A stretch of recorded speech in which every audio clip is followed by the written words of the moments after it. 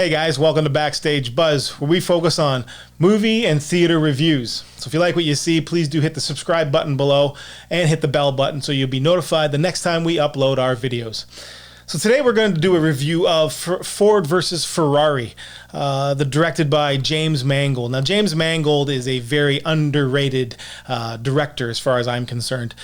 He did such movies as Logan, fantastic movie, Wolverine, 3:10 to Yuma, Girl Interrupted, Walk the Line, fantastic movies. He has done some, to be fair, he has done some movies that haven't quite clicked with audiences, but that's okay. This film had about $100 million budget. Now that's kind of unprecedented these days for film, for special effects. There's no superheroes in it.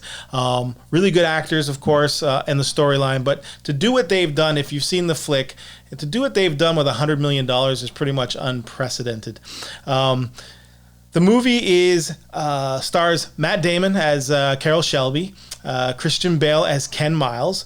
You got John Bernthal, Josh Lucas. It's good to see him on screen again in a bigger flick, which is nice, and Noah Jupe. Now, the acting was absolutely phenomenal. The chemistry between Matt Damon and Christian Bale is very apparent on screen. They do fantastic. It is very obvious that they have sunk their entire being into becoming these characters, Carroll Shelby and Ken Miles. And you can see that Christian Bale, for example, disappears. He's one of the few actors that I know myself. I don't know him personally, but I've seen on screen that can actually morph into the character that he is, and you forget about the other roles that he's done, such as The Machinist, such as Batman, for example, a big one right there, a big blockbuster movie. You don't see him as Batman. You see him as Ken Miles. He embodies Ken Miles. He uses his own accent, which is nice to hear on screen, and it is fantastic. The father and son relationship that he has with his son, played by Noah Jupe, is amazing. You've got the touching moments. Noah Jupe really impressed me with his acting. We've seen him before in Suburbicon with Matt Damon before, but Noah Jupe really, in my estimation, stole the scenes that he was in with the other characters. Really fantastic and really touching scenes.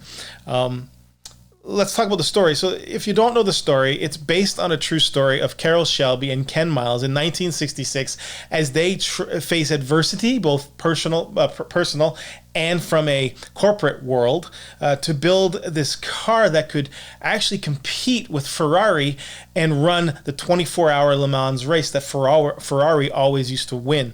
And a spoiler here, they actually do it, which is nice. And unheard of back in 1966. The cinematography in this film is spectacular. The shots are smooth, they're fluid. The aerial shots of the race are fantastic. I can only imagine the issues that they had to face with continuity, to making sure that all of these races that they were showing, all these shots of the race, had to be the same on different cuts and different shots. But it was absolutely stellar.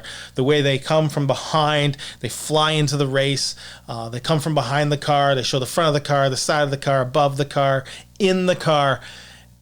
It honestly had me on the edge of my seat. Now, to be quite honest, there are some low spots in the movie. There is in every movie that you see. When they have to sign their contracts, when they have to talk to one another, establish characters, which is you have to do. But once they start creating this car and things take off and the races begin, my gosh, had me on the edge of my seat. And I must tell you that I am not an auto fan, a car fanatic, or a race fan. It never really has float my boat, so to speak. But this movie was absolutely phenomenal. Had me on the edge of my seat. I wanted to cheer at the end.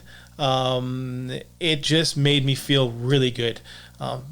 They need to make more movies like this. It had me drawn right in. The racing scenes, like I said, really fantastic. Drew me right in.